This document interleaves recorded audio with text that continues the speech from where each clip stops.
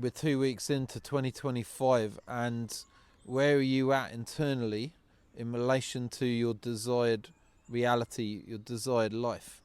Are you taking action? Are you getting out of bed in the morning? Are you installing healthy habits and reaffirming and re-establishing a relationship with the version of you that doesn't let his addictions and his habits pull him down into his old reality, his old vibration of lack and apathy and just feeling drained all the time? Or are you exercising? Are you eating well?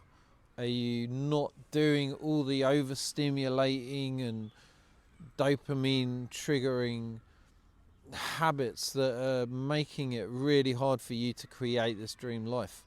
It's yeah. So this is the way you want to see it. You're being dragged back into your old reality because your desired reality, the life that you truly want, is of a higher vibration. It's of a much higher feeling state. And you've lived so many years based on this one particular frequency of lack and fear and worry and doubt, which is why it's been hard to create that life. And then maybe on occasions you climb up into the higher level of consciousness, so you feel the energy, but eventually you get brought back down, and you may feel pretty amazing for a day or two, but eventually these habits come back in. And what these habits do is it stimulates the sympathetic nervous system, essentially putting you into a state of fight or flight. So you're in survival. Your habits and addictions are keeping you in survival mode. When you're in survival mode, you can only experience the survival emotions.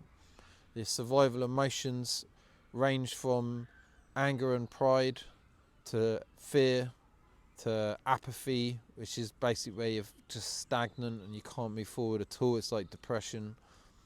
There's guilt, there's shame. These are all known as survival emotions, and they're all linked to the sympathetic nervous system. It's all part of the autonomic nervous system. But essentially, when you're experiencing these heavier emotions, it makes it very hard for you to step out into the world and create your desired reality. So instead you distract yourself and you keep yourself small.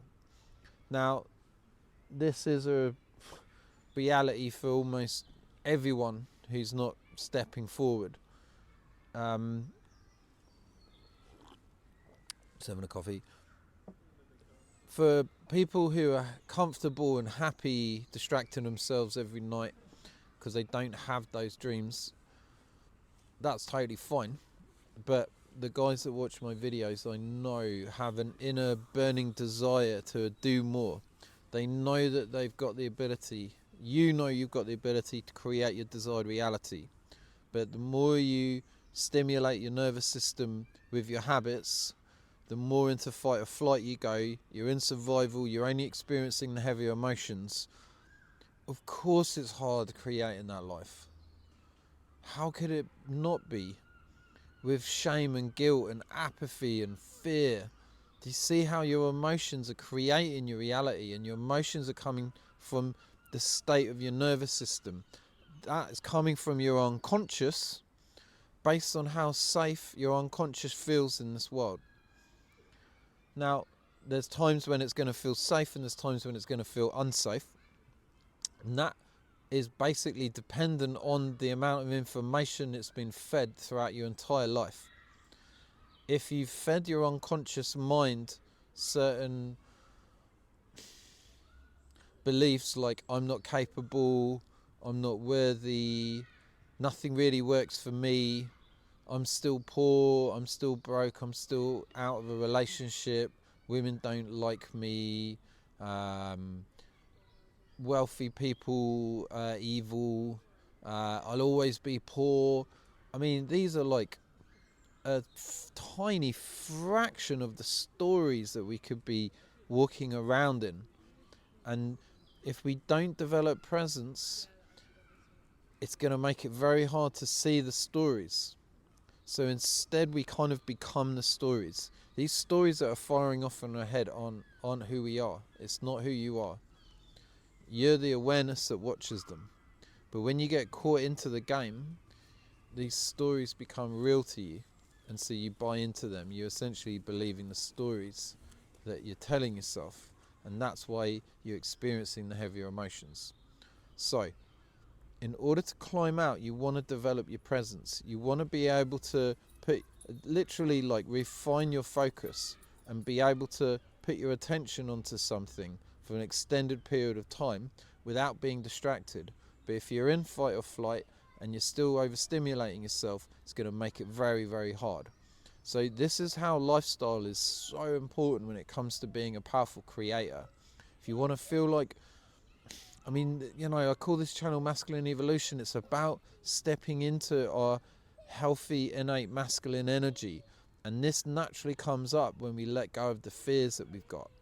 So if you're in fight or flight for a lot of the time, there's a lot of fear. It's stopping you from moving forward.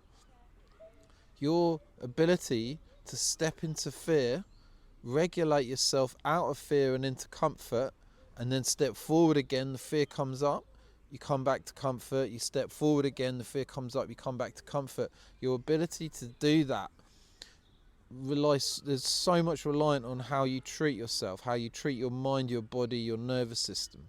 And a huge factor in that is your habits and addictions. And a lot of that comes from your food as well. So my coffee's getting cold. I don't need to drink during the video, but I need to. So think about it like this. When it comes to the food is such a big factor of this, because not only is it stimulating your dopamine, so much food that we consume is a dopamine thing. It's not genuine hunger. Like, you can't really experience hunger until you go, like, I think it's like 2 days. I don't know what the actual amount is. So all those things that you label as hunger pain, it's just the withdrawal period of not eating the food that you're so accustomed to eating. So there's that. But that's survival. That's putting you in survival mode. So you're eating based on survival, not based on hunger. So when we were in the wild, we would want to eat quick because we didn't know when the next meal was coming, and that's survival. So eating in that way that we do is putting the entire world in survival mode. How crazy is that? Fucking hell, 3 meals a day, that's what it's doing to the world, right? That's why fasting is so powerful, because it takes us out of that constant survival, seeking for survival through food.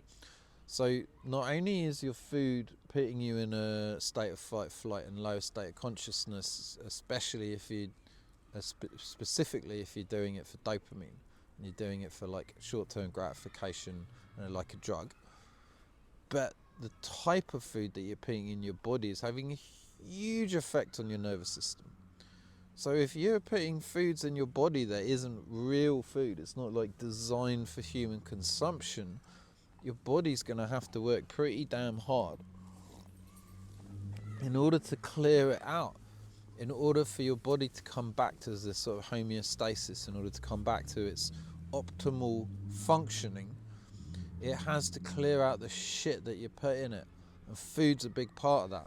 So if you're eating a lot of bad food, your body's going to be putting all that energy into clearing all that shit out. But you want to be able to put your energy into where you're going. You want to have the energy to step in towards your fears and do the uncomfortable things. But your just body and unconscious is just working on clearing out all this shit. When I say you, like, I don't mean everyone. I say you because I'm talking to the people that need to hear this. This might not be you. I've had a huge food addiction most of my life, and I never realised that until quite recently. Well, I'd say a couple of years ago. And over Christmas, that my sugar addiction came back. So I was eating a lot of sugar, and I was eating a lot of gluten, which is really bad for my digestive system, and it like kills my grounding and is really bad for me. And I got caught up in it over Christmas and New Year, and that leaked over until the first week of January, because it was my birthday and I gave myself an excuse to eating more sugar, and I was drinking alcohol, which is gluten and sugar. So that was really like It was giving me energy, as it does, and it a lot of people rely on that for energy, but it's not the healthy sort of energy that truly comes from within. That comes as a result of putting down these things, right? So this week, it's Sunday now, this week's been a very challenging week for me. I just thought I was going through like, what's the fucking point? Why am I doing these videos? I couldn't come up with anything to talk about.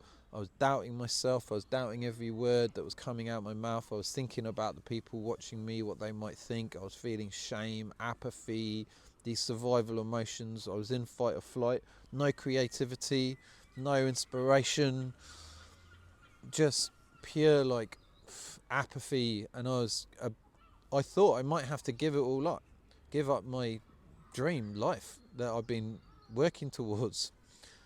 And I keep forgetting how powerful sugar withdrawal is. Because I've been through it before, and I keep forgetting. It's Sugar is such a powerful addiction. It's more addictive than cocaine, apparently. And you think you've got the whole world addicted to sugar, and our addictions lower our frequency. It lowers our level of consciousness. It triggers our fear response. That's what addictions do. So what better way to keep a planet full of people in a lower state of consciousness than get them addicted to something like sugar that's more addictive than fucking cocaine, right? Not only that, have them not see it as an addiction, have it just see them as part of a normal diet, so they're just walking around life constantly consuming sugar.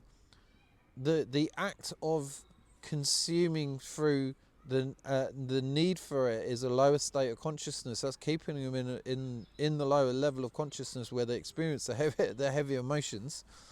From that place, they need more sugar to feel good, because they can't feel good within. They rely on things outside of them to feel good. And the sugar itself is essentially toxic, poisonous, and so their bodies are having to get rid of it, and that's why we get fat, that's why we get skin conditions, that's why we get eczema. It's kind of fucking insane when you think about it. Now, I'm not saying sugar's like evil or anything.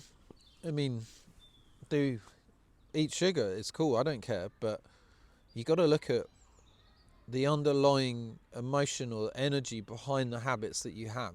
So if you're someone who can just have a bit of chocolate now and again, but you walk past the cake shop, you see the cakes, and you're like, it just doesn't draw you in because you're good with that. Brilliant. Eat as much chocolate as you like. But if you're having anything because of a need to, and you're basically feeding an urge that you've got within you, that's keeping in you a low state of consciousness. It's keeping you in survival. It's keeping you in fight or flight. It's going to be very hard to create that reality. It's going to be very hard to tap into your natural, grounded, masculine, penetrating energy that you want in order to have good relationships, in order to become a powerful creator and manifester that's going to be able to create stability in your life and essentially become confident, happy, and healthy. If you want to work together one-on-one, use the link in the description. Thank you so much for watching my videos. I really love you guys. I really appreciate you watching these videos as well. Back into it now, so I'm going to do more videos, try and do a video every day, and see you in the next one.